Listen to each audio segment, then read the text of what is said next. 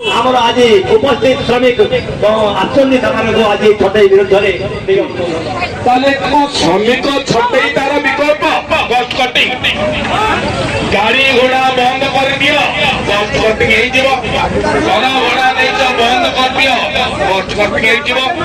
ଲକ୍ଷ ଲକ୍ଷ ଟଙ୍କାର ଦରମା ତମେ ନିଯୁକ୍ତି ଦେଇଛ ତାକୁ ବନ୍ଦ କରିଦିଅ, କଟିଂ ହେଇଯିବ। ଆଜି ଯୋଉ ଶ୍ରମିକ ମାନେ ଇଏ ରାଜରାସ୍ତାରେ ଅଛନ୍ତି, ସିଏ ଓଡିଶାର ଜନସାଧାରଣଙ୍କୁ ବନ୍ୟା ବାତ୍ୟା ଖରା ସବୁ ସମୟରେ 24 ଘଣ୍ଟା କାର୍ଯ୍ୟ କରି 8 ଘଣ୍ଟା କରିବା କାର୍ଯ୍ୟ ଥିଲେ ମଧ୍ୟ 24 ଘଣ୍ଟା ନିଜ ପରିବାରକୁ ଭୁଲି ଯାଇକିରି ରାଜ୍ୟର ଜନସାଧାରଣଙ୍କୁ ସେବା ଯୋଗାଇ ଦେଉଛନ୍ତି। ତାହା ରାଜ୍ୟ ସରକାର ବୁଝିବା ଦରକାର। ଯଦି ଆଜି ବିଦ୍ୟୁତ କ୍ଷେତ୍ର ଯଦି ଦେଖିବେ ଫିଲ୍ଡରେ, ତାହେଲେ ହଜାର ହଜାର ପଦବୀ ଖାଲି ପଡିଛି, ପୂରଣ ହେଇପାରୁନାହିଁ।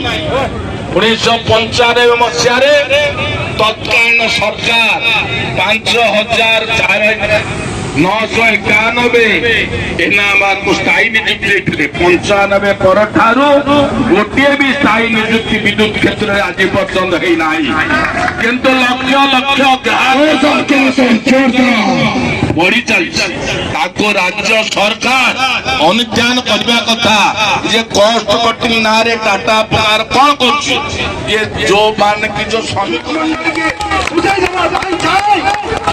ଯଦି ଆପଣ ଭଗବାନ ଶିବକୁ ଚାହୁଁଥାନ୍ତି ମାନୁଥାନ୍ତି, ଯଦି ଆପଣ ବେଦଶାସ୍ତ୍ରକୁ ଚାହୁଁଥାନ୍ତି, ଯଦି ଆପଣ ଭାରତବର୍ଷର କୌଣସି ଧର୍ମଶାସ୍ତ୍ରକୁ ମାନୁଥାନ୍ତି, ଆଜି ଏଇଠାରେ ବଜ୍ର ଶପଥ ନିଅନ୍ତୁ ଯେ ଆମେ କୌଣସି ହାଲତରେ ଏ ଏକତା ମଞ୍ଚ ଭାଙ୍ଗିବୁ ନାହିଁ।